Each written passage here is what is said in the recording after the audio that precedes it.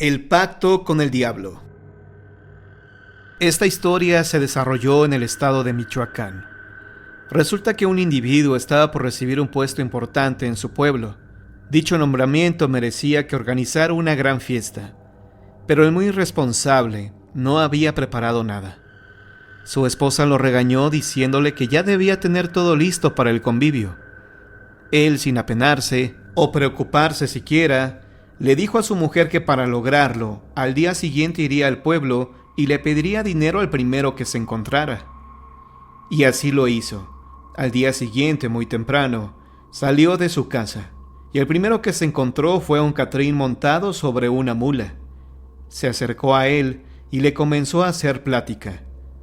Después de intercambiar unas palabras, le dijo abiertamente que necesitaba dinero, que él tenía cómo garantizarlo.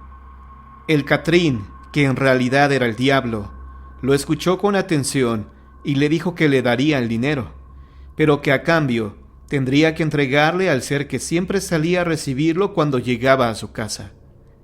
El individuo, creyendo que se refería a su perro, aceptó con gusto. «Yo te llevaré el dinero», dijo el Catrín, «y cuando llegue a dejártelo, no dejes salir a tu familia. Quiero que solamente salgas tú a recibirlo». El incauto hombre regresó a su casa y le contó a su esposa que un Catrín le daría mucho dinero a cambio de su perro. 3 días después, por la noche, se escuchó acercarse una carreta a la casa del individuo.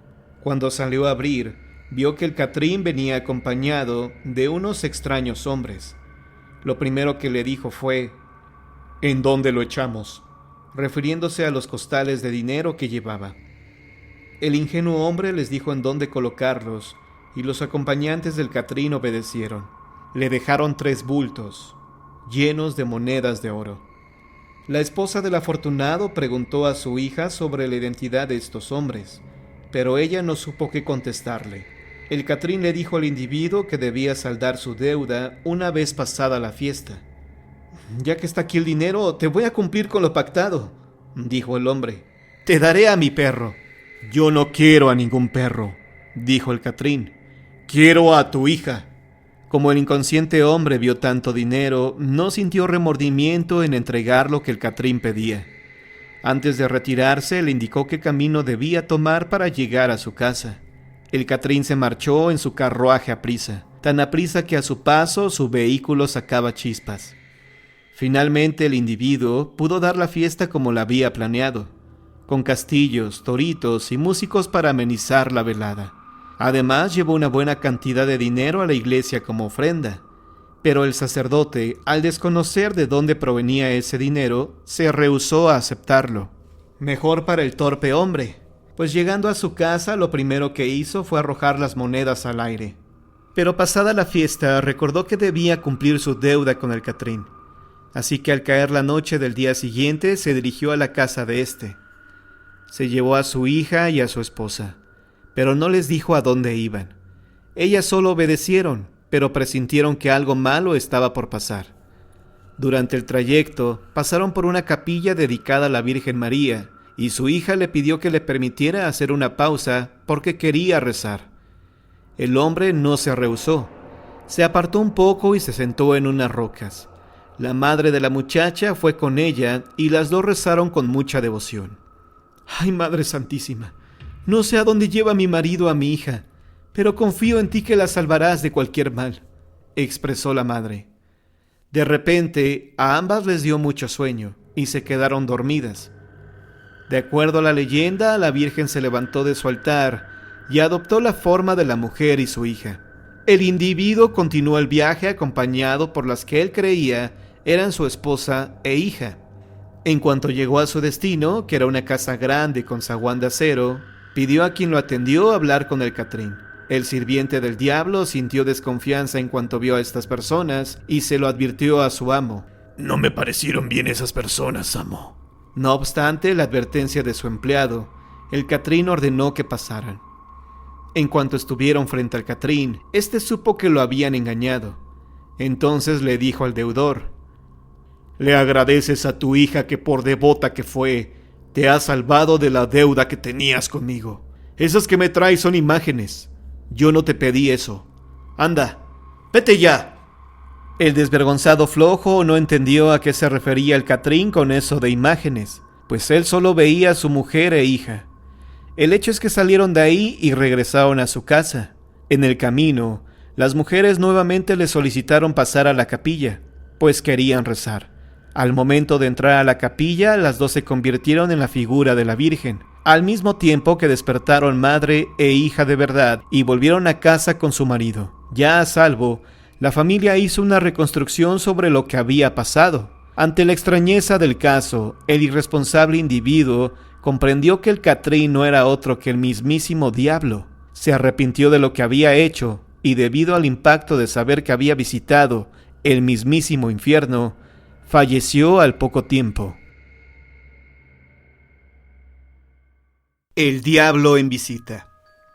Tal como me lo contaron, te lo cuento. Fue en el vecino mineral de San Juan de Rayas, descubierto en el año de 1550, y aún dando las bonanzas de Valenciana, primeramente de 1760 a 1815, y posteriormente hasta los tiempos actuales. El relato trata de un niño de precoz inteligencia y de intachable conducta, hijo de rica familia que resolvió enviarlo al seminario con la idea, justa por cierto, de que realizara intensos estudios. Pasó, pues nuestro personaje a la ciudad de Morelia, capital del estado de Michoacán. Apresuraremos esta brevísima biografía e imaginémoslo ya ordenado sacerdote y de regreso al hogar paterno, cumpliendo devotamente con todos los deberes de su ministerio. Pero aquí viene lo raro, sin saber por qué, nuestro personaje, que fue más tarde el historiador don Lucio Marmolejo, se inscribió en el Colegio de la Purísima, actualmente universidad, para estudiar la carrera de Derecho. Naturalmente que dejó la sotana y su porte circunspecto.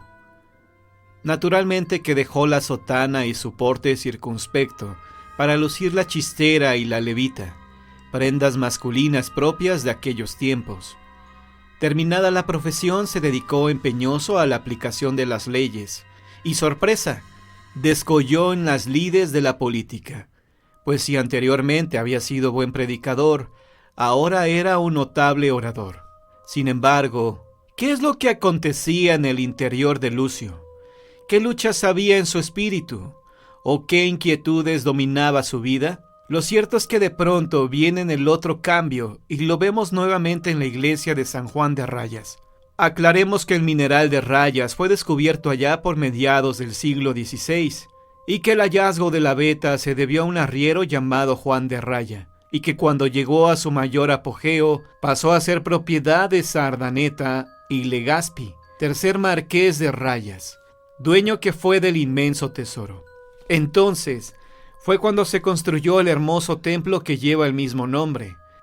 Templo este, por cierto, que víctima de la incuria y el abandono, hubiera desaparecido de no ser porque un grupo de caballeros, ya en nuestro tiempo, costeó el gasto para que fachada y torrecilla fueran trasladados a esta capital y empotrados en el llamado Templo de Pardo, donde son un verdadero recreo para la vista del visitante. Pero volvamos al relato.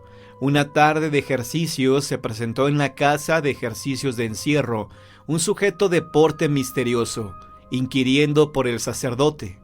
Le dijeron que no podían llamarle por hallarse en el retiro de los ejercicios. Empero, y ante la tenacia del visitante, el padre Lucio se vio obligado a recibir al misterioso sujeto que reclamaba su presencia. Era un hombre corpulento, correctamente vestido, un caballero, por lo menos en la apariencia. Dirigiéndose al sacerdote le dijo: «He aquí otra sorpresa, quizás la mayor. Acompáñame a una fiesta que se da en Guanajuato.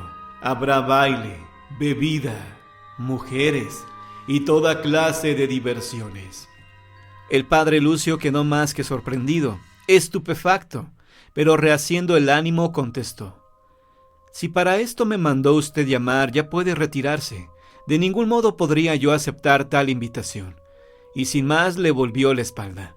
Como no pudo evitarse que los demás ejercitantes se dieran cuenta de la extraña visita, Su sorpresa no tuvo límites al ver que el padre se retiraba, pero no así el extraño personaje que ante sus ojos se hizo invisible, con la siguiente sorpresa y temor para todos los presentes. Más tarde vinieron los comentarios.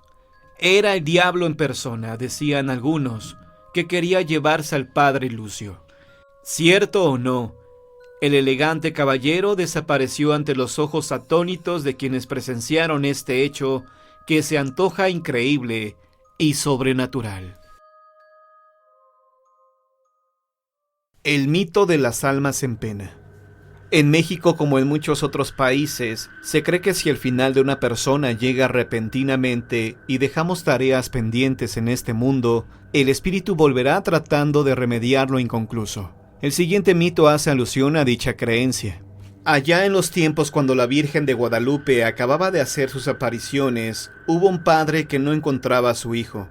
Este individuo pidió a la Virgen que lo ayudara a encontrarlo, y a cambio iría a visitar el lugar donde había hecho sus apariciones, que era el sitio donde le estaban construyendo la actual basílica. La Virgen cumplió, y el padre pudo encontrar a su hijo, olvidándose aquel de la promesa que había hecho. Pasó el tiempo, y al hombre le remordió la conciencia de no haber cumplido su promesa, por lo que fue a ver a su amigo el obispo, quien le aseguró que no se preocupara, solo que como penitencia tenía que rezar una serie de oraciones.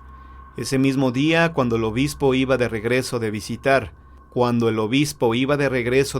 la iglesia de la Virgen de Guadalupe, se encontró a su amigo y le preguntó a dónde iba. Él comentó que a cumplir su promesa. Lo notó extraño, frío y ojeroso. Llevaba un blusón blanco. Esto le preocupó porque no lo veía normal. Más tarde fue a casa de su amigo a preguntarle cómo le había ido en su viaje al santuario de la Virgen, pero se encontró con que lo estaban velando. Había fallecido y traía el mismo blusón con el que lo había visto ese mismo día. Historias como esta se repiten continuamente en nuestro país, como un eco constante y persistente del que no podemos escapar. De ahí nació el mito de que cuando se prometa algo de esta naturaleza, se debe hacer hasta lo imposible por cumplirlo. De lo contrario, nuestra alma nunca encontrará la paz a la que todo difunto tiene derecho.